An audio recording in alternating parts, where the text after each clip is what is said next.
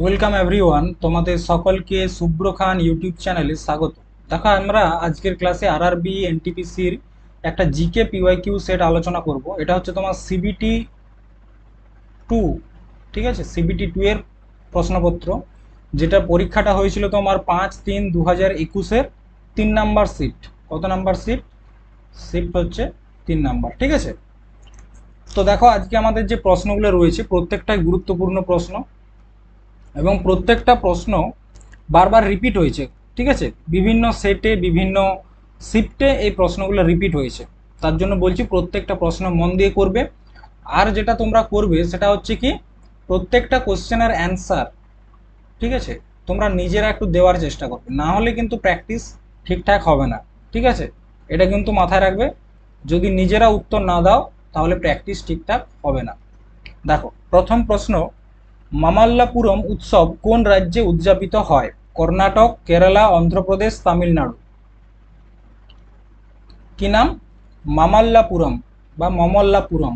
এই উৎসবটা কোন রাজ্যে হয়? কর্ণাটক, কেরালা, অন্ধ্রপ্রদেশ, তামিলনাড়ু। এটা উত্তরটা তোমরা একটু দেওয়ার চেষ্টা করো।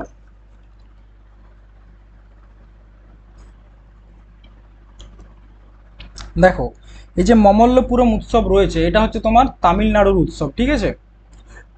কোথাকার? তামিলনাড়ুর উৎসব। কারণ তামিলনাড়ুতে একটা মন্দির রয়েছে, যে মন্দিরটার নাম হচ্ছে মমল্লপুরমের মন্দির।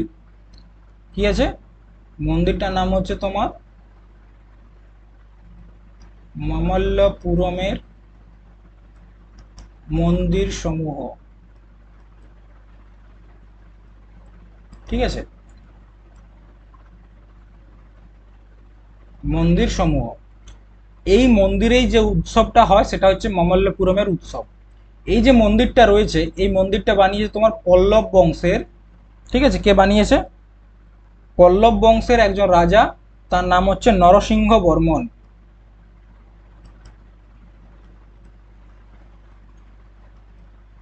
নরসিংহ বর্মন। এই যে মন্দিরটা তোমরা দেখতে পাচ্ছ, এই মন্দিরটা, ঠিক আছে। এই মন্দিরটা তোমার ইউনেস্কোর যে ওয়ার্ল্ড হেরিটেজ সাইট রয়েছে, ইউনেস্কোর ওয়ার্ল্ড হেরিটেজ সাইট, সেখানে 1984 সালে এটাকে যুক্ত করা হয়। বোঝা গেছে? এবং এটাকে বলা হয় তোমার সপ্ত প্যাগোডা।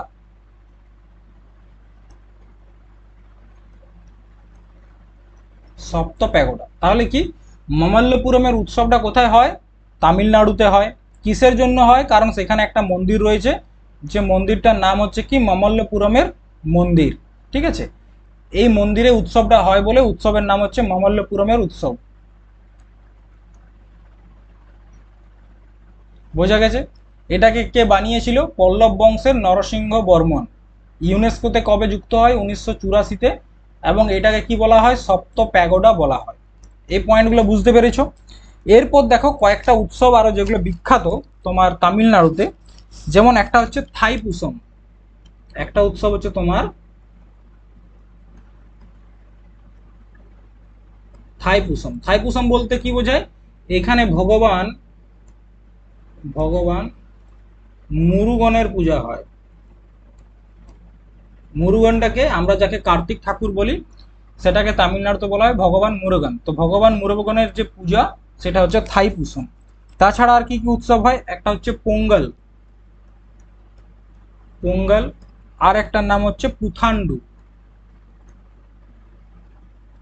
এই উৎসবগুলো তোমার তামিলনাড়ুতে হয়ে থাকে। কর্ণাটকে কি কি উৎসব হয়? কর্ণাটকের একটা বিখ্যাত উৎসব হচ্ছে হাম্পি ফেস্টিভ্যাল। হাম্পি ফেস্টিভ্যাল। আরেকটা বিখ্যাত উৎসব হচ্ছে তোমার নাড়াহাপ্পা উৎসব।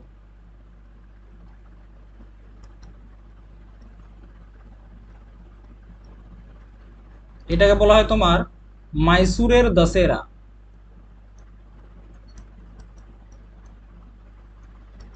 ঠিক আছে। আচ্ছা, কেরালা। কেরালা কি কি উৎসব হয়? কেরালাতে একটা হচ্ছে মকর বিলুক্কু।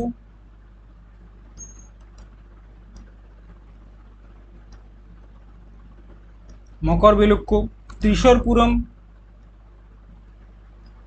ত্রিশূরপুরম। আর একটা হচ্ছে তোমার আট্টুকাল পোঙ্গল। আট্টুকাল পোঙ্গল। এটা হচ্ছে তোমার কেরালার উৎসব। আচ্ছা, আর যদি বলা হয় অন্ধ্রপ্রদেশ, অন্ধ্রপ্রদেশে কি কি হয়? অন্ধ্রপ্রদেশের একটা বিখ্যাত উৎসব হচ্ছে ফ্লেমিঙ্গো ফেস্টিভ্যাল। ফ্লেমিঙ্গো ফেস্টিভ্যাল, একটা হচ্ছে উগাডি। ঠিক আছে, এই উৎসবগুলো তোমার অন্ধ্রপ্রদেশে বিখ্যাত। দেখো, স্ট্যাটিক জিকে যে কোনো পরীক্ষার জন্য, তোমরা এসএসসির পরীক্ষা দাও বা রেলের পরীক্ষা দাও, দুটো পরীক্ষার জন্যই স্ট্যাটিক জিকে খুব গুরুত্বপূর্ণ। ঠিক আছে, স্ট্যাটিক জিকে তোমার যে কোনো পরীক্ষার জন্য যেখানে জিকে আসে, ঠিক আছে, বিশেষ করে এসএসসি বা রেল, এখানে অনেক হাই লেভেলের স্ট্যাটিক জিকে আসে। তার জন্য তোমাদেরকে পড়াশোনাটাও কিন্তু হাই লেভেলের করতে হবে। এবার তোমরা যদি চাও যে স্ট্যাটিক জিকের থিওরি ক্লাস করতে, তাহলে তোমাদেরকে কমেন্ট করতে হবে। তোমরা কমেন্ট করো, তারপর স্যার যদি আমায় বলে যে হ্যাঁ তুমি স্ট্যাটিক জিকের ফাউন্ডেশন ক্লাস করাও, তাহলে আমি অবশ্যই করাবো। ঠিক আছে। আচ্ছা, পরবর্তী প্রশ্ন দেখো, ট্রাকিয়া মানবদেহের ডেস সিস্টেমের একটি অংশ। ট্রাকিয়া রেচনতন্ত্র, হৃদযন্ত্র, পাচনতন্ত্র নাকি শ্বাসনালী? ট্রাকিয়া কিসের সাথে যুক্ত? ট্রাকিয়া আমাদের একটা শ্বাসনালী, যেটাকে আমরা বলি, সেটা হচ্ছে আমাদের রেসপিরেটরি সিস্টেমের সাথে যুক্ত ট্রাকিয়া। ট্রাকিয়ার মেন কাজ কি? ট্রাকিয়ার মেন কাজ হচ্ছে হাওয়াটাকে কোথা থেকে, লাংসে নিয়ে যাওয়া। ঠিক আছে, আমরা যে শ্বাস গ্রহণ করছি, যে পাইপের মাধ্যমে আমাদের সেই হাওয়াটার লাংসে বা ফুসফুসে যাচ্ছে, সেটার নাম হচ্ছে ট্রাকিয়া। এই যে পাইপটা দেখতে পাচ্ছ, ট্রাকিয়া। তো এই ট্রাকিয়াকে কি বলা হয়? Wind pipe. কি বলা হয়? Wind pipe. ঠিক আছে। নেক্সট, ক্রিকেটে চায়নাম্যান বোলিং স্টাইলের নামকরণ করা হয়েছে কার উপর ভিত্তি করে? চায়নাম্যান বোলিং স্টাইল চীনা বংশোদ্ভূত একজন ইংরেজ বোলারের নামে, নাকি চীনা বংশোদ্ভূত একজন ভারতীয় বোলারের নামে, নাকি চীনা বংশোদ্ভূত একজন অস্ট্রেলিয়ান বোলারের নামে, নাকি চীনা বংশোদ্ভূত একজন ওয়েস্ট ইন্ডিজ বোলারের নামে? দেখো, চায়নাম্যান বোলিং একটা স্টাইল, বল করার একটা স্টাইল, সেটা হচ্ছে চায়নাম্যান বোলিং স্টাইল। এই যে এটা দেখতে পাচ্ছ, এটা হচ্ছে তোমার চীনাম্যান বোলিং স্টাইল। তো এটা কার নামে হয়েছে?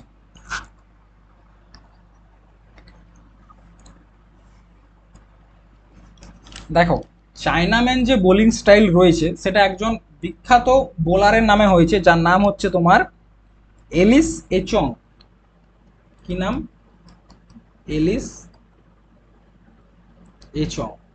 ইনি একজন ওয়েস্ট ইন্ডিজের বোলার, কিন্তু তার যে বংশ, তিনি কোন দেশের?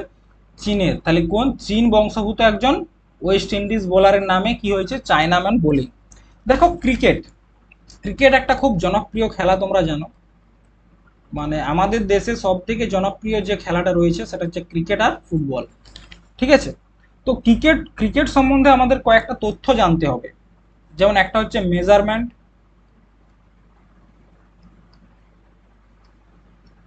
আর একটা হচ্ছে তোমার বিভিন্ন টার্ম। তো যেহেতু ক্রিকেট খুব বিখ্যাত, তাই অনেকেই অনেক টার্ম জানো, কিন্তু যেগুলো ইউনিক, যেগুলো পরীক্ষায় আসে, আমি সেগুলো তোমাদেরকে লেখাবো। মেজারমেন্ট প্রথমত দেখো, যে পিচটাতে খেলা হয়, ক্রিকেট কোথায় খেলা হয়? পিচে খেলা হয়। সেই পিচটার দৈর্ঘ্য কত? সেটা হচ্ছে 22 গজ বা 20.11 মিটার। ঠিক আছে। আচ্ছা, ব্যাটিং এর যে ক্রিজ থাকে, সেই ক্রিজটা কত হয়? ক্রিজটা হচ্ছে তোমার 1.22 থেকে 1.83 মিটার। ঠিক আছে। আচ্ছা, ক্রিকেট আমরা কিসের মাধ্যমে খেলি? ব্যাটের মাধ্যমে খেলি, ব্যাট এবং বল। তো ব্যাটটা কত লম্বা হয় জানো? 96.5 সেমি। তোমরা দেখবে এখন আইপিএল চলছে, প্রত্যেকটা ব্যাটসম্যানের ব্যাট চেক হচ্ছে, একটা যন্ত্র আছে, সেটার মাধ্যমে চেক হচ্ছে। তো ব্যাটটাকে লম্বা হতে হবে, তোমার ব্যাটের লেন্থ হতে হবে 96.5 সেন্টিমিটার, তার থেকে বেশি হওয়া চলবে না। আর চওড়াটার ম্যাক্সিমাম কত হতে পারে? 10.8 সেন্টিমিটার চওড়া। ঠিক আছে, তার বেশি হওয়া চলবে না। এরপর উইকেট থাকে, যে স্টাম্প যেগুলোকে বলা হয়, সেই উইকেটের যে লম্বাটা কত হয় জানো? 28 ইঞ্চি। কত লম্বা হয়? 28 ইঞ্চি।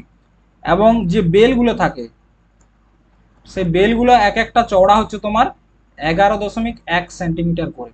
ঠিক আছে। এগুলো মেজারমেন্টের দিকে গেল। এরপর কয়েকটা বিখ্যাত টার্ম দেখব, যেমন একটা তোমরা দেখলে চায়নাম্যান বোলিং স্টাইল, এটা একটা ক্রিকেটের টার্ম। তাছাড়া রয়েছে doosra, doosra bowling style, googly bowling style, bouncer, ঠিক আছে, বাউন্সার, বিমার, একটা হচ্ছে তোমার বিমার। তাছাড়া রয়েছে তোমার ফলো অন। আচ্ছা, তাছাড়া রয়েছে তোমার ডাক ওর্থ লুইস। আচ্ছা, একটা হচ্ছে তোমার ডেড বল, স্নিক, ডাক। এগুলো হচ্ছে কি ক্রিকেটের কয়েকটা টার্ম, বিখ্যাত টার্ম, ঠিক আছে। নেক্সট, 1 গিগাবাইট সমান কত মেগাবাইট? 1000 মেগাবাইট, 100 মেগাবাইট, 10 মেগাবাইট, নাকি 10,000 মেগাবাইট? 1 গিগাবাইট মানে কি? 1 জিবি। 1 জিবি সমান কত এমবি? কত এমবি? গিগাবাইট বলতে জিবি। আশা করি এরপর বুঝতে পেরেছো যে আমি কি বলতে চাইছি।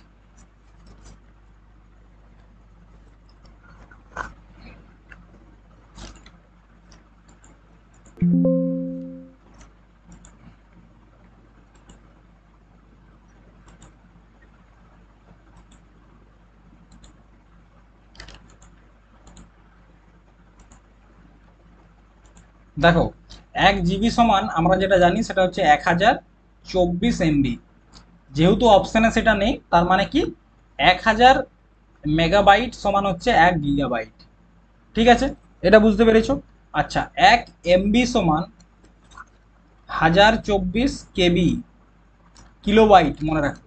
আবার 1 কেবি সমান 1024 বাইট, এটাও মনে রেখো, ঠিক আছে।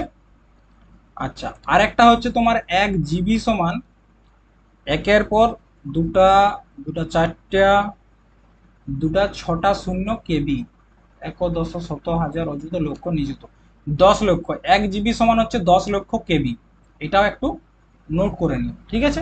চলো নেক্সট, বিখ্যাত কোণারকের সূর্য মন্দিরটি কোন রাজার নামে নির্মিত? রাজা, রাজা চোল, রাজা রঘুনাথ সিং, রাজা অশোক, নাকি রাজা রাজা নরসিংহ দেব? কোণারকের সূর্য মন্দিরটা, প্রশ্নটা হচ্ছে কে বানিয়েছে? কোণারকের সান টেম্পল তোমরা খুব বিখ্যাত একটা মন্দির, তোমরা জানো। উড়িষ্যা রাজ্যে, কোন রাজ্যে? উড়িষ্যাতে। উড়িষ্যার কোণারকের সূর্য মন্দির কে বানিয়েছে? কোণারক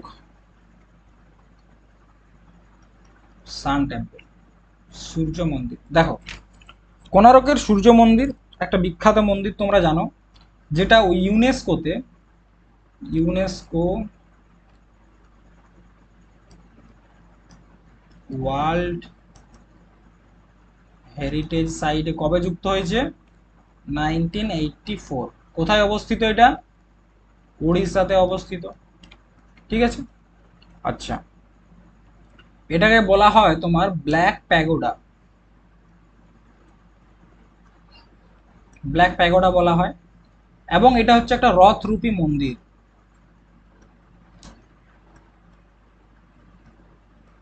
যেখানে তোমরা দেখতে পাবে 7টা ঘোড়া রথটাকে টেনে নিয়ে যাচ্ছে। এখানে 7টা ঘোড়া বলতে কি বোঝাচ্ছে? 7 দিন,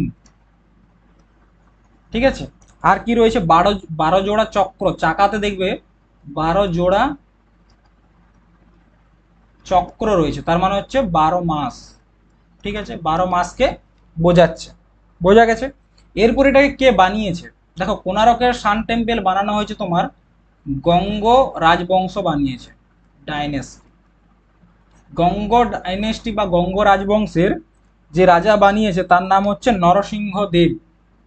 কি নাম? নরসিংহ দেব। তাহলে কে বানিয়েছে? রাজা নরসিংহ দেব, ঠিক আছে। এইখানে একটা নাম রয়েছে রাজা, রাজা চোল। এই রাজা রাজা চোল খুব বিখ্যাত একজন রাজা সাউথ ইন্ডিয়ার। তিনি চোল বংশের রাজা ছিলেন, তোমরা এটা তো বুঝতে পেরেছো, চোলা ডাইনেস্টির রাজা। এবং তার যে বিস্তার, তার সময় ভারতের বিস্তার কতটা ছিল জানো? তার বিস্তার শ্রীলঙ্কা, মালদ্বীপ, ইন্দোনেশিয়া, ঠিক আছে, এতদূর পর্যন্ত তিনি তার সাম্রাজ্যের বিস্তার করেছিলেন। এবং তিনি শ্রীলঙ্কা থেকে 12,000 লোক নিয়ে এসে কাবেরীর উপর একটা ব্রিজ বানিয়েছিলেন, কে? রাজা রাজা চোল। ঠিক আছে, চলো নেক্সট। তেলেঙ্গানা ভারতের কততম রাজ্য? 28, 30, 27, 29। তেলেঙ্গানা ভারতের কততম রাজ্য?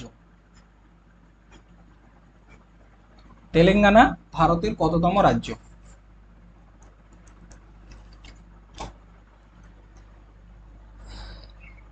এই প্রশ্নটার উত্তর আশা করি তোমরা সকলেই দিতে পারবে।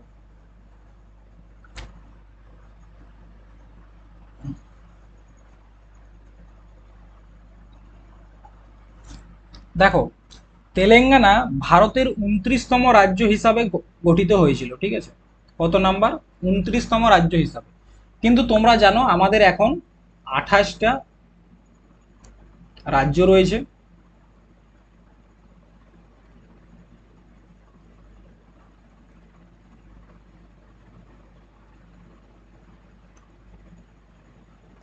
আঠাশটা রাজ্য রয়েছে। আর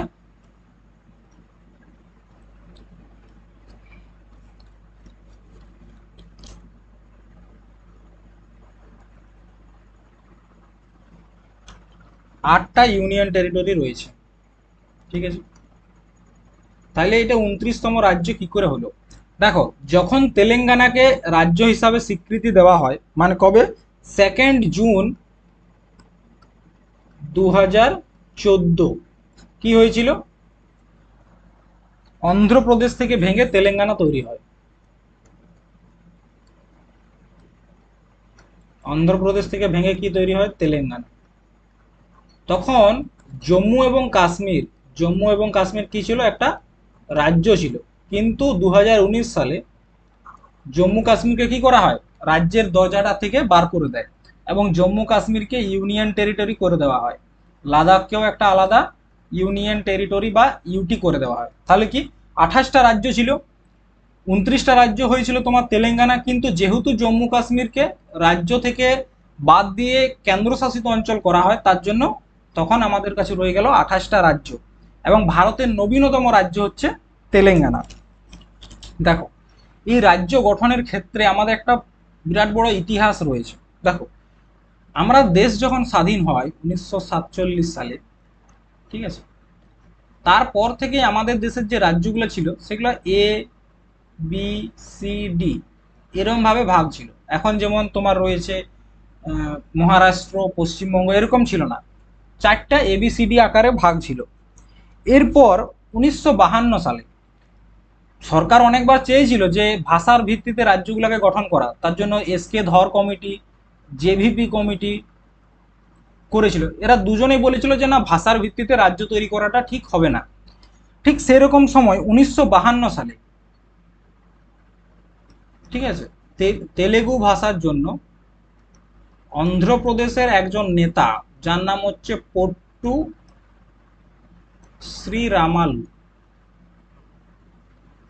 পট্টু শ্রীরামালু কি বললো যে না, আমাদের তেলেগু ভাষার জন্য একটা আলাদা রাজ্য করতেই হবে। এবং তিনি কি করলেন? অনশনে বসে গেলেন, অনশনে বসে গেলেন। ঠিক আছে, 52 দিন অনশন করার পর তার মৃত্যু হয়। তখন পণ্ডিত জওহরলাল নেহরুর সরকার বুঝলো যে না, এরপর ভাষার ভিত্তিতে রাজ্য তৈরি করতেই হবে। তার জন্য 1 অক্টোবর 1953-তে তেলেঙ্গানা, তেলেগু ভাষার জন্য অন্ধ্রপ্রদেশকে আলাদা একটা রাজ্য তৈরি করা হলো। কিসের জন্য? তেলেগু ভাষার জন্য। এবং একটা রাজ্যকে যখন তুমি ভাষার ভিত্তিতে তৈরি করে দেবে, তখন বাঙালি বলছে বাংলা ভাষার জন্য আমাদের আলাদা রাজ্য দরকার, মারাঠি বলছে মারাঠা ভাষার জন্য আমাদের আলাদা দরকার, গুজরাটি বলছে গুজরাটি ভাষার জন্য আমাদের আলাদা রাজ্য দরকার। প্রত্যেকের মধ্যেই ভাষা ভিত্তিক রাজ্য করার একটা মানে তোলপাড় শুরু হয়ে গেল আমাদের দেশের মধ্যে। তখন জওহরলাল নেহরু দেখছে না, আর কিছু করার নেই, ভাষার ভিত্তিতে রাজ্য তৈরি করতেই হবে।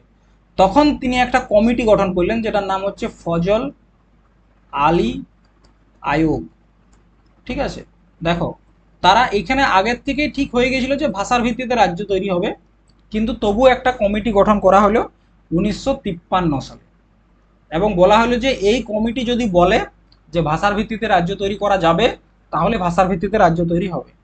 তারপর এই কমিটি 1956 সালে কি করলো, রিপোর্ট দিল যে হ্যাঁ ভাষার ভিত্তিতে রাজ্য তৈরি করা সম্ভব।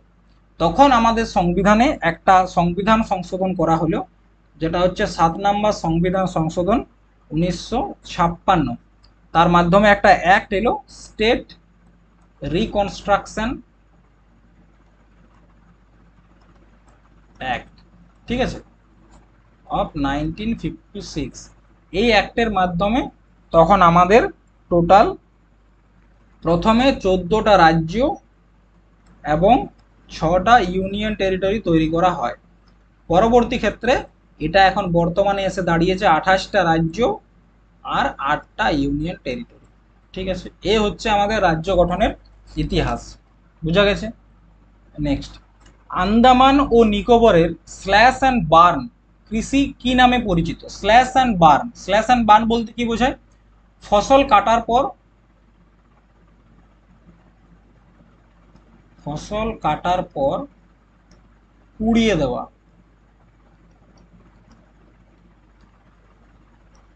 দেখো তোমরা দেখবে কিছু কিছু ধান চাষের ক্ষেত্রে দেখবে যে ধান চাষ হয়ে গেল, ধান কাটার পর দেখবে ধানের গোড়াগুলো লেগে থাকে, সেগুলোর উপর আগুন জ্বালিয়ে দেওয়া হয়, সেটাকে কি বলা হয়? Slash and burn. ঠিক আছে, তো আন্দামান নিকোবরে এটাকে কি বলা হয়? মিল্পা, ঝুমিং, পামলু নাকি দিপা? স্ল্যাশ অ্যান্ড বার্ন যে পদ্ধতি চাষের, সেটাকে আন্দামান নিকোবরে কি বলা হয়? এটা এসএসসি এমটিএস বলে দিচ্ছি, এসএসসি এমটিএস 2024-এর 4 নভেম্বর শিফট 1 এখানে এসেছিল প্রশ্নটা। ঠিক আছে, যে স্ল্যাশ অ্যান্ড বার্ন কৃষি আন্দামান নিকোবরে কি নামে পরিচিত? মিল্পা, ঝুমিং, পামলু নাকি দিপা? এটা হচ্ছে তোমার দিপা। ঠিক আছে, আন্দামান নিকোবরে এই পদ্ধতিটাকে বলা হচ্ছে দিপা। আমরা যখনই নর্থ ইস্টে চলে যাব, আমাদের যে নর্থ ইস্ট রাজ্যগুলো রয়েছে, আসাম, মেঘালয়, ত্রিপুরা, মিজোরাম, অরুণাচল প্রদেশ, সেখানে এটাকে বলা হয় ঝুম চাষ। এই পদ্ধতিটিকে কি বলা হয়? ঝুম চাষ। ঠিক আছে, কি বলা হয়? ঝুম চাষ। আবার যখন মধ্যপ্রদেশে এই সেম পদ্ধতিতে চাষ করা হয়, তখন তাকে বলা হচ্ছে বেওয়ার। কি বলা হয়? বেওয়ার বা দহিয়া। কি বলা হয়? দহিয়া। আচ্ছা, অন্ধ্রপ্রদেশ,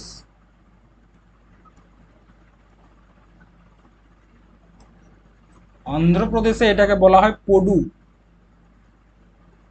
বা পেন্ডা। পডুও বলে, পেন্ডাও বলে। ঠিক আছে, ওডিশা, উড়িষ্যাতে এটাকে কি বলে? উড়িষ্যাতে এটাকে বলে তোমার পামা দাবি। পামা দাবি বা কোমানও বলে থাকে, কোমান। কিছু কিছু জায়গায় ব্রিঙ্গা বলে, ব্রিঙ্গা, ব্রিঙ্গা উড়িষ্যাতে। ঠিক আছে, আমাদের যে পশ্চিমঘাট পর্বতমালা রয়েছে, সেখানে এটাকে বলা হয় কুমারী।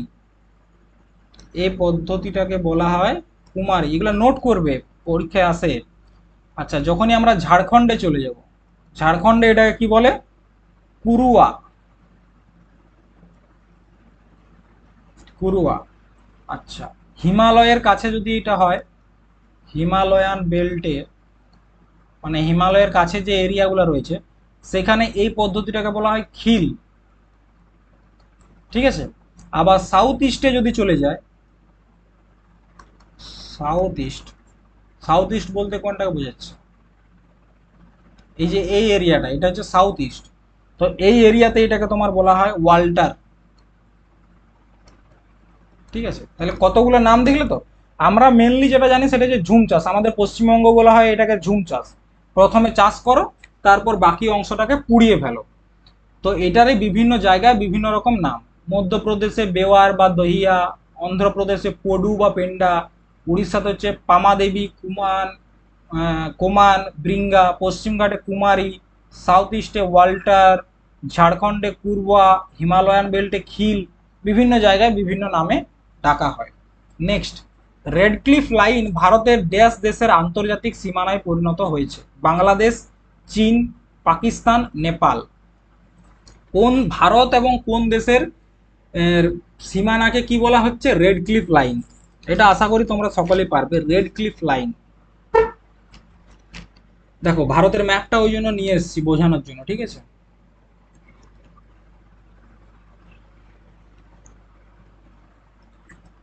দেখো ভারত এবং পাকিস্তান এই দুই দেশের যে সীমানা রয়েছে, যেটা 1947 সালে টানা হয়েছিল, সেটাকে কি বলা হচ্ছে? সেটাকে বলা হচ্ছে রেড ক্লিফ। দেখো এই যে এরিয়াটা দেখতে পাচ্ছ, এইখান থেকে এই পর্যন্ত, এটা হচ্ছে রেড ক্লিফ লাইন, ঠিক আছে?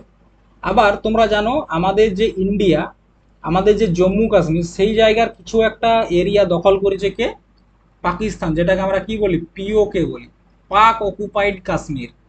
এইখানে যে বর্ডারটা তৈরি হয়েছে এটাকে বলা হচ্ছে LOC, লাইন অফ কন্ট্রোল, ঠিক আছে? তাহলে মেন যে বর্ডার, এই যে এই বর্ডারটা, এটাকে আমরা কি বলছি? এটাকে আমরা বলছি তোমার রেড ক্লিফ লাইন। এটা কবে টানা হয়েছে? 1947 সালে। কিন্তু পরবর্তী ক্ষেত্রে তারা যে আমাদের জম্মু কাশ্মীরের এরিয়াটা দখল করেছে, যেটা আমরা পিওকে বলি, তো সেইখানে যে বর্ডারটা রয়েছে সেটা হচ্ছে LOC। বুঝতে পেরেছো?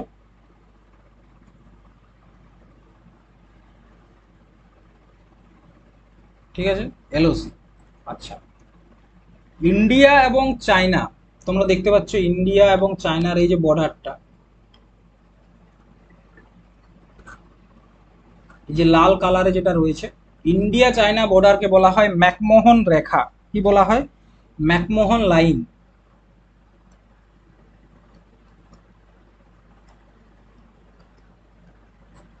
ঠিক আছে, এটা 1914 সালে টানা হয়েছিল। ঠিক আছে, ইন্ডিয়া চায়না ম্যাকমোহন লাইন, এটা হচ্ছে ম্যাকমোহন। আচ্ছা, ইন্ডিয়া নেপালের বর্ডারের সেরকম কোনো নাম নেই। ইন্ডিয়া বাংলাদেশ হচ্ছে জিরো লাইন। এই যে ত্রিপুরার সাথে যে এরিয়াটা রয়েছে না, এই যে এই জায়গাটা ত্রিপুরার সাথে, এটাকে বলা হচ্ছে জিরো লাইন। ঠিক আছে, তাহলে এ হচ্ছে বর্ডার। আর ইন্ডিয়া এবং মায়ানমারের যে বর্ডার রয়েছে সেটাকে বলা হচ্ছে ইন্দো মায়ানমার বর্ডার। কি বলা হয়? Indo Myanmar border. ঠিক আছে, এরপর দেখো এখানে একটা ইন্টারেস্টিং ফ্যাক্ট রয়েছে। দেখো ইন্ডিয়ার সাথে নেপালের বর্ডারের কোনো একটা নাম নেই, কিন্তু একটা নদী রয়েছে। এইখানে একটা নদী রয়েছে, এই নদীটার নাম হচ্ছে তোমার কালী নদী। এই কালী নদীটাই এইখানে বর্ডারটা ঠিক করে ইন্ডিয়া এবং নেপালের। ঠিক আছে, এটাও কিন্তু মনে রাখবে, কোন নদী বর্ডার ঠিক করে? কালী নদী। তার জন্য অনেক ঝামেলাও হয় অনেক সময়। এই হয়ে গেল তোমার আমাদের বর্ডার, ইন্ডিয়া মায়ানমারের, ইন্ডো মায়ানমার, ইন্ডিয়া আফগানিস্তান। বাকি রয়ে গেল ইন্ডিয়া আফগানিস্তান, এই যে এইখানটা ইন্ডিয়া আফগানিস্তান। ইন্ডিয়া আফগানিস্তান, এটার নাম হচ্ছে ডুরান্ড লাইন। কি নাম? Durand line. ঠিক আছে, ইন্ডিয়া আফগানিস্তানের বর্ডারটার নাম হচ্ছে ডুরান্ড লাইন। এই যে এটা দেখো, এটা টানা হয়েছিল 1883 সালে, যখন পাকিস্তান ভারতের অংশ ছিল। তখন আফগানিস্তানকে আলাদা করার জন্য কি টানা হয়েছিল? Durand line. এখন পাকিস্তান এবং আফগানিস্তানের মধ্যে রয়েছে ডুরান্ড লাইন। ঠিক আছে, বুঝেছো? এরপর আমরা দেখব যে আমাদের দেশ কোন কোন দেশের সাথে সীমানা ভাগ করে। কোন কোন দেশের সাথে সীমানা ভাগ করে? প্রথমত বাংলাদেশের সাথে করে। এই যে বাংলাদেশ, বাংলাদেশের সাথে টোটাল কতটা এরিয়া ভাগ করে জানো? বাংলাদেশের সাথে সব থেকে বেশি 4096 কিলোমিটার এরিয়া ভাগ করে। কত? 4096 কিলোমিটার, সব থেকে বেশি সীমানা ভাগ করে, হাইস্ট। সেকেন্ড যার সাথে সীমানা ভাগ করে সেটা হচ্ছে চায়না। চায়নার সাথে করে 3488 কিলোমিটার। 3 নম্বরে হচ্ছে পাকিস্তান। পাকিস্তানের সাথে করে 3223 কিলোমিটার বর্ডার। ঠিক আছে, আচ্ছা 4 নম্বরে রয়েছে, এটা হচ্ছে তাহলে সেকেন্ড রয়েছে চীন, থার্ড রয়েছে পাকিস্তান, 4 নম্বরে হচ্ছে নেপাল, নেপালের সাথে তোমার 1715 কিলোমিটার। ঠিক আছে। 5 নম্বরে রয়েছে তোমার মায়ানমার। মায়ানমারের সাথেও সীমানা ভাগ করছে এই যে এই জায়গাটা ব্লু কালারটা। তো মায়ানমারের সাথে টোটাল সীমানা ভাগ করে 1643 কিলোমিটার। ঠিক আছে। আচ্ছা, ভুটানের সাথে করে টোটাল 699 কিলোমিটার। আর একটা হচ্ছে আফগানিস্তান। আফগানিস্তানের সাথে টোটাল 108 কিলোমিটার সীমানা ভাগ করে ইন্ডিয়া। কত? 108 কিলোমিটার। এরপর দেখো, এখানে রয়েছে তোমার ইন্ডিয়া এবং শ্রীলঙ্কা, দেখতে পাচ্ছ? এটা হচ্ছে শ্রীলঙ্কা আর এটা ইন্ডিয়া। এই দুটার মধ্যে একটা প্রণালী রয়েছে, জলসন্ধি, যেটাকে বলা হচ্ছে পক প্রণালী। কি বলা হচ্ছে? পক প্রণালী। ঠিক আছে। নেক্সট, ভারতীয় সংবিধানের একটি শক্তিশালী ভারতীয় সংবিধানে একটি শক্তিশালী কেন্দ্রের সাথে ফেডারেশনের ধারণাটি কোথা থেকে নেওয়া হয়েছে? গ্রেট ব্রিটেন, আয়ারল্যান্ড, কানাডা নাকি আমেরিকা? আমাদের দেশ হচ্ছে কি কেন্দ্রটা সব থেকে বেশি পাওয়ারফুল, যেটাকে এখানে বলা হচ্ছে ফেডারেশন। আর একটা হচ্ছে ইউনিয়ন। দেখো, আমাদের দেশ হচ্ছে ইউনিয়ন, কিন্তু প্রথমে ফেডারেশন তৈরি করার কথা আসছিল। ফেডারেশন মানে কি? ফেডারেশনে কেন্দ্র সব থেকে পাওয়ারফুল হলেও কেন্দ্রের আন্ডারে যে রাজ্যগুলো থাকছে তারা যে কোনো সময় কেন্দ্রকে ছেড়ে বেরিয়ে আসতে পারে। কিন্তু যদি ইউনিয়ন হয় তখন কিন্তু কোনো রাজ্য চাইলেই দেশকে ছেড়ে বেরিয়ে যেতে পারবে না। এটা হচ্ছে ইউনিয়ন। তো এই যে ফেডারেশনের ধারণা, এটা তোমার আমাদের সংবিধান কোথা থেকে নিয়েছে? গ্রেট ব্রিটেন, আয়ারল্যান্ড, কানাডা নাকি আমেরিকা?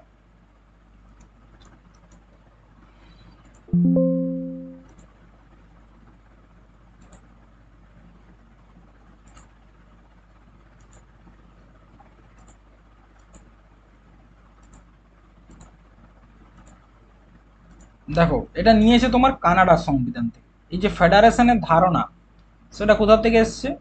কানাডার সংবিধান থেকে এসছে। ঠিক আছে। কানাডার সংবিধান থেকে আমাদের আরও একটা খুব গুরুত্বপূর্ণ জিনিস নিয়েছিলাম, সেটা হচ্ছে আমাদের দেশের অবশিষ্ট যে ক্ষমতা,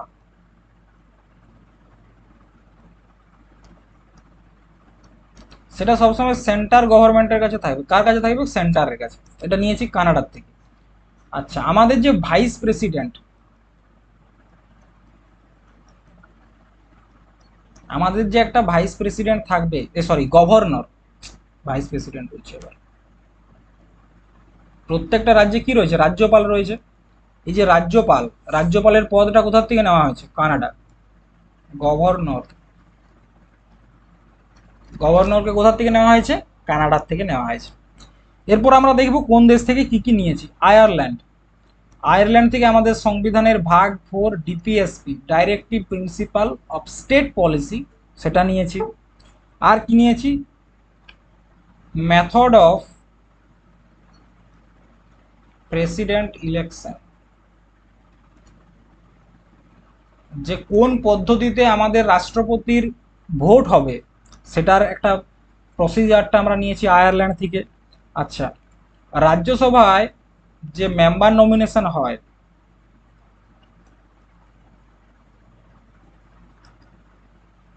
ঠিক আছে, যে মেম্বারদেরকে নমিনেট করা হয় তার যে পদ্ধতি, সেটাও নিয়েছি আয়ারল্যান্ড থেকে। ব্রিটেন থেকে কি কি নিয়েছি? ব্রিটেন থেকে নিয়েছি পার্লামেন্টারি সিস্টেম।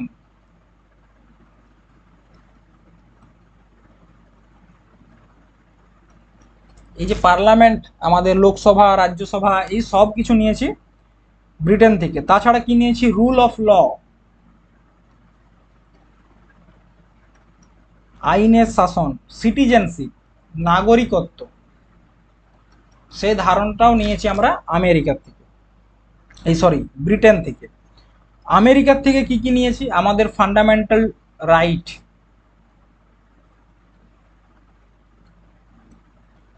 মৌলিক অধিকার, কোথার থেকে নিয়েছি? সেটা নিয়েছি আমেরিকার কাছ থেকে। তাছাড়া কি কি নিয়েছি? পাবলিক ইন্টারেস্ট লিটিগেশন,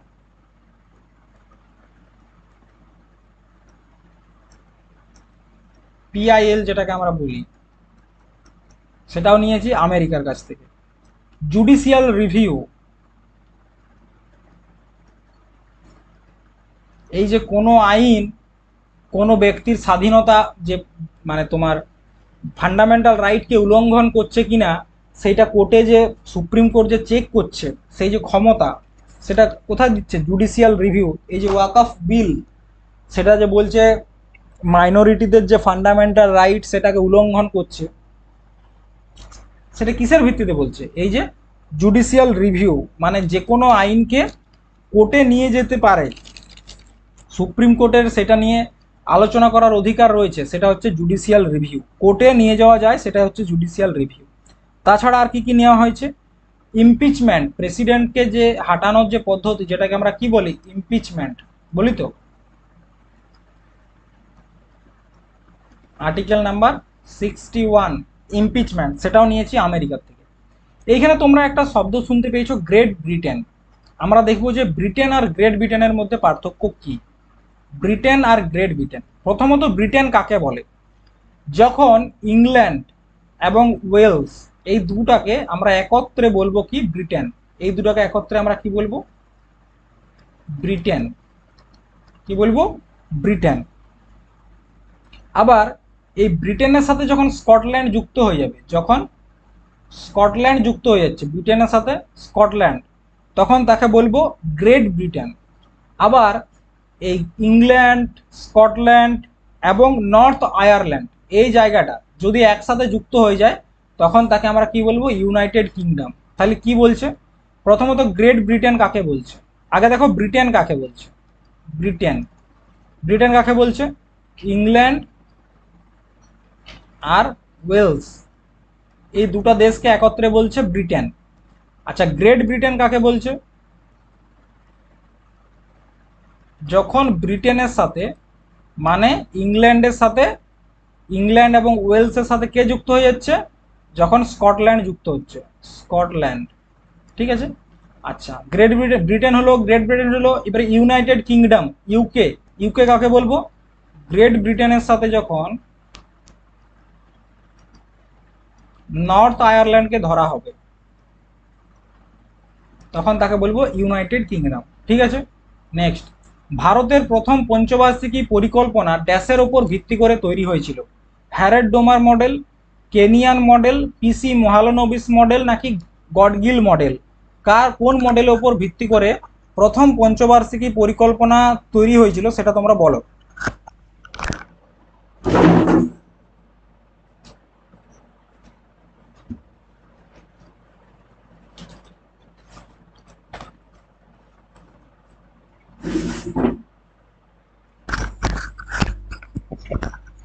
দেখো, পঞ্চবার্ষিকী পরিকল্পনা বা 5 ইয়ার প্ল্যানিং কি বলছে? 5 ইয়ার প্ল্যানিং।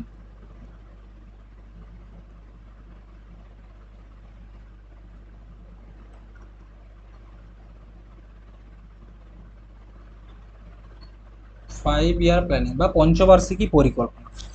দেখো, আমাদের দেশ স্বাধীন হয়েছে 1947 সালে। এরপর একটা যে কোনো স্বাধীন দেশকে এগিয়ে নিয়ে যাওয়ার জন্য কিছু প্ল্যান দরকার। ঠিক আছে। মানে আমাদের দেশটা কীরকমভাবে এগিয়ে নিয়ে যাওয়া যায়, তার জন্য 1950 সালে একটা কমিশন গঠন হয়, যেটার নাম হচ্ছে প্ল্যানিং কমিশন। তারা কি করলো? এই প্ল্যানিং কমিশনের কাজ হলো বিভিন্ন ধরনের প্ল্যান তৈরি করা। ঠিক আছে। তারপর আরও একটা কমিশন গঠন হলো 1952 সালে, যেটার নাম হচ্ছে national development council. National development council, এদের কাজ কি? এরা হচ্ছে প্ল্যান তৈরি করবে, আর সেই প্ল্যানটা যে ঠিকঠাক আছে কিনা, ঠিক আছে, পারমিশনটা কে দিবে সেটাকে তোমার কাজে লাগানোর, সেই পারমিশনটা দিবে এই কমিটি, ন্যাশনাল ডেভেলপমেন্ট কাউন্সিল। তো তখন তারপর ঠিক হলো যে আমরা প্রত্যেক 5 বছরের জন্য একটা করে প্ল্যান তৈরি করব, এবং সেই 5 বছর ওই প্ল্যানের উপর ভিত্তি করে আমরা আমাদের দেশকে এগিয়ে নিয়ে যাব। তো প্রথম যে পঞ্চবার্ষিকী পরিকল্পনা, ঠিক আছে, প্রথম পঞ্চবার্ষিকী পরিকল্পনা তোমার এলো 1951 সালে, যেটা চলেছিল তোমার 56 পর্যন্ত। ঠিক আছে। প্রথম পঞ্চবার্ষিকী পরিকল্পনার মডেলটা তৈরি করলো কে? হেরাল্ড ডোমার মডেল, নাম কি হলো? Herald Domar model. আচ্ছা, এই মডেলটা ড্রাফট বা খসড়াটা কে তৈরি করেছিল? সেটা হচ্ছে কে এন রাজ। কে করেছিল? কে এন রাজ। এবং এখানে যে কাজগুলো করার কথা বলা হয়েছিল মেনলি, সেটা হচ্ছে কি, এক হচ্ছে এগ্রিকালচারের উপর দেখাশোনা করা, আর একটা হচ্ছে জলসেচ, ইরিগেশন। এই দুটা মেন ফোকাস ছিল তোমার পঞ্চবার্ষিকী পরিকল্পনার। ঠিক আছে, এগ্রিকালচার অ্যান্ড ইরিগেশন। আচ্ছা, তো এই ইরিগেশনের উপর ভিত্তি করে এখানে তিনটা বাঁধ নির্মাণ হয়েছিল প্রথম পঞ্চবার্ষিকী পরিকল্পনায়। একটা হচ্ছে ডিভিসি, একটা হচ্ছে তোমার ভাকরা নাঙ্গাল,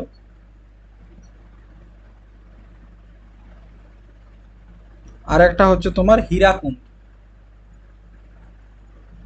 ঠিক আছে, এই তিনটা বাঁধ তৈরি হয়। এবং জওহরলাল নেহরু, জানো তো এই বাঁধগুলোকে কি বলেছিল? এই যে বাঁধ বা ড্যাম তৈরি হয়েছিল, এই বাঁধগুলোকে বলেছিল আধুনিক ভারতের মন্দির।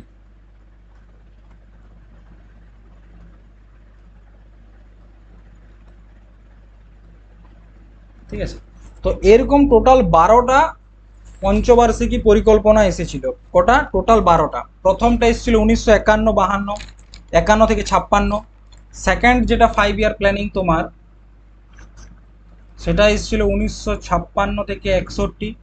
এটা হচ্ছে তোমার পিসি মহালনবিস মডেল, 1956 থেকে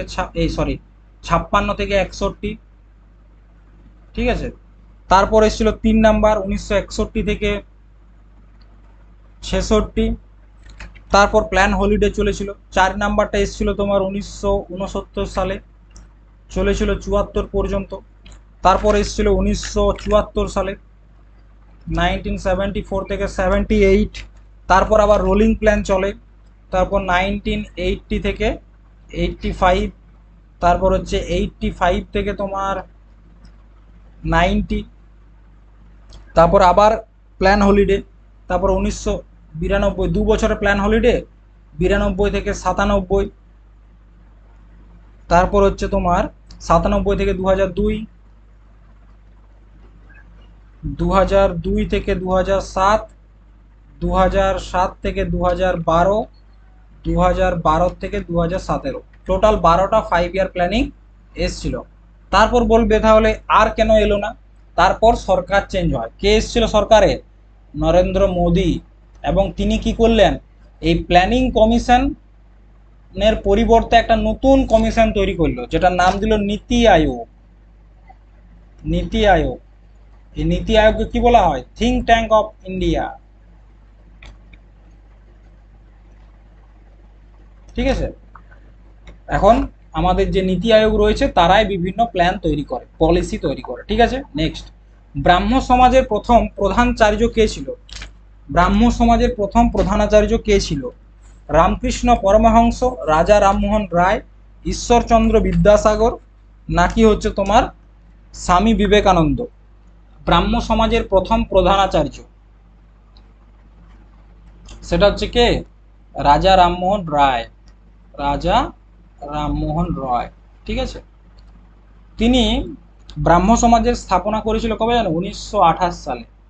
কোথায়? ক্যালকাটা। তৎকালীন ক্যালকাটা, এখন কলকাতা। সেখানে তিনি স্থাপনা করেছিলেন ব্রাহ্ম সমাজের। এই রাজা রামমোহন রায়কে বলা হয় আধুনিক ভারতের জনক।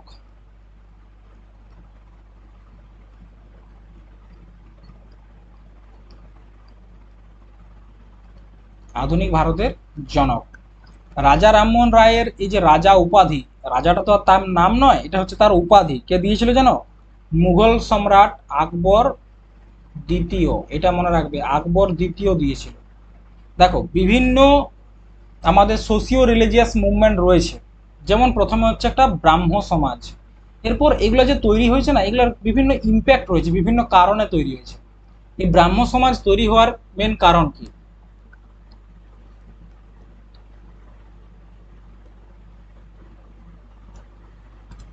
আমাদের যে কুসংস্কার রয়েছে, ঠিক আছে, যেমন তোমার সতীদাহ প্রথা বা বহু ঈশ্বরবাদ, এইসবের উপর তোমার এইসব থেকে মানুষকে সঠিক পথে আনার জন্য ব্রাহ্ম সমাজের স্থাপনা করেছিল রাজা রামমোহন রায়। এবং এই সংস্থার প্রভাবেই কি হয়েছিল জানো তো, 1829 সালে সতীদাহ প্রথা রদ হয়েছিল। ঠিক আছে। তারপর একটা হচ্ছে তোমার জ্যোতিরাও ফুলে একটা খুলেছিল,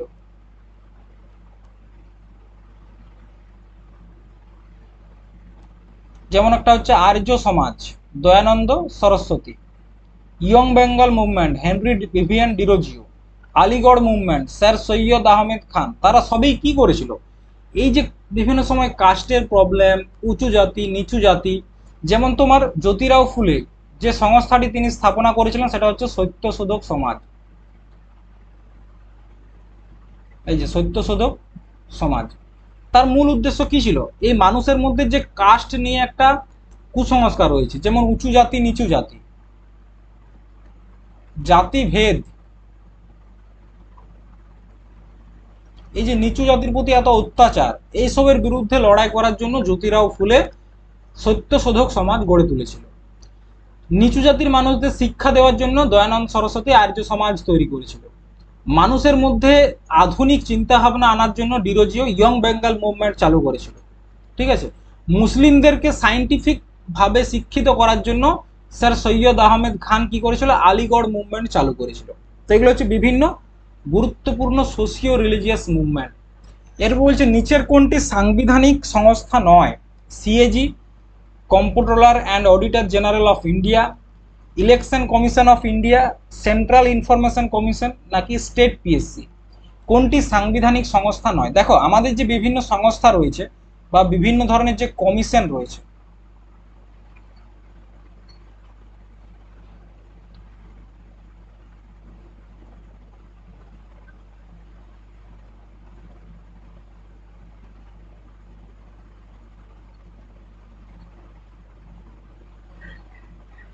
এই যে কমিশন, এই কমিশন দু প্রকারের হয়। একটা হচ্ছে তোমার কনস্টিটিউশনাল,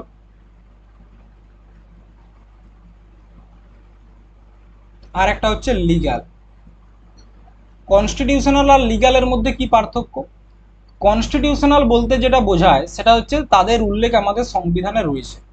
তো এই যে সেন্ট্রাল ইনফরমেশন কমিশন, এদের উল্লেখ কিন্তু আমাদের সংবিধানে নেই, কিন্তু সংবিধানে উল্লেখ রয়েছে, যেমন national commission for scheduled caste, একটা হচ্ছে তোমার ন্যাশনাল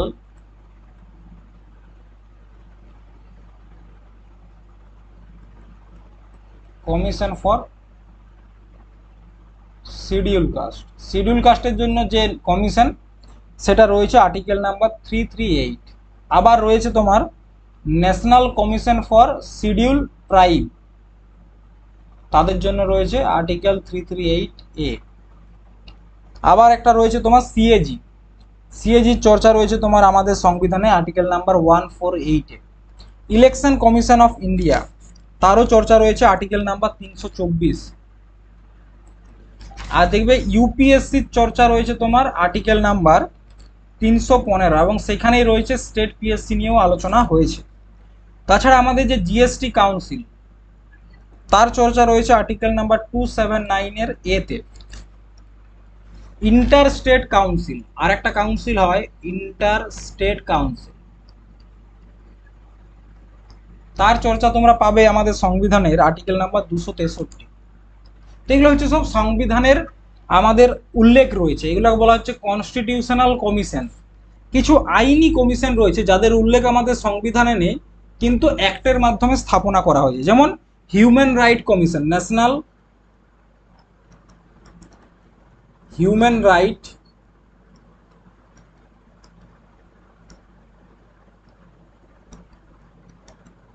কমিশন।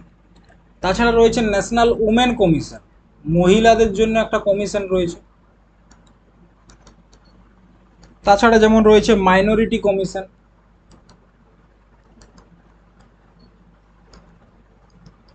এগুলো হচ্ছে কি, এগুলো হচ্ছে সব লিগ্যাল, বিভিন্ন আইনের মাধ্যমে তৈরি হয়েছে। পরবর্তী প্রশ্ন হচ্ছে যে নিম্নলিখিত অর্গানেলগুলির মধ্যে কোনটিকে আত্মহত্যার ব্যাগ বলে? আত্মঘাতী থলি কাকে বলা হয়? গলগি কমপ্লেক্স, ক্লোরোপ্লাস্ট, মাইটোকন্ড্রিয়া, নাকি লাইসোজোম। কাকে বলা হয় আত্মহত্যার ব্যাগ বা আত্মঘাতী থলি? সেটা হচ্ছে তোমার লাইসোজোম। লাইসোজোম কি করে? লাইসোজোম এক ধরনের এনজাইম ক্ষরণ করে, যেটা হচ্ছে হাইড্রোলাইটিক এনজাইম।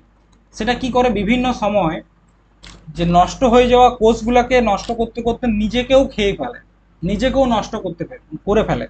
তার জন্য সেটাকে বলা হচ্ছে আত্মহত্যার ব্যাগ। নেক্সট হচ্ছে বিশ্ব বন্যপ্রাণী তহবিল বা ওয়ার্ল্ড ওয়াইল্ড লাইফ ফান্ড কি?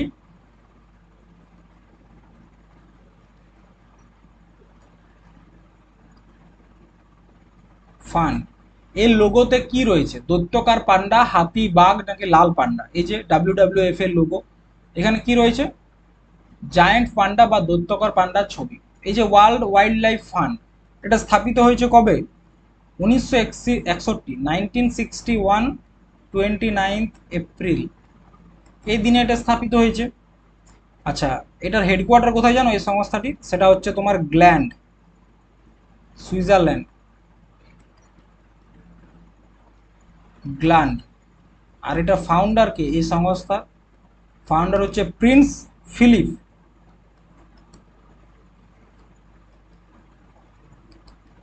ঠিক আছে, তো দেখো এই হচ্ছে আজকের ক্লাস। আজকের ক্লাসে মোটামুটি তোমাদেরকে যে পিওয়াইকিউ গুলো ছিল, যেগুলো গুরুত্বপূর্ণ ছিল বা যেগুলো আমরা আগে করিনি, সেগুলো নিয়ে আলোচনা করেছি। যেগুলো বারবার আমরা রিপিট পাচ্ছি, সেই প্রশ্নগুলোকে আজকে ছেড়ে দিয়েছিলাম। ঠিক আছে, তো মোটামুটি প্রত্যেকটা প্রশ্ন ডিটেলসে আলোচনা করার চেষ্টা করেছি।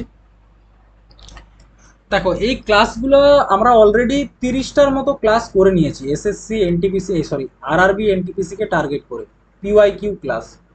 তোমরা যদি কেউ প্রত্যেকটা ক্লাস করেছো এবং তার সাথে নোটস বানিয়েছো, তো আমি তোমাদেরকে এটুকু কথা বলতে পারি, তোমরা যে কোনো মক টেস্ট দাও, সেখানে প্রত্যেকটা প্রশ্নের উত্তর তোমরা করতে পারবে এই ক্লাসগুলো দেখলে।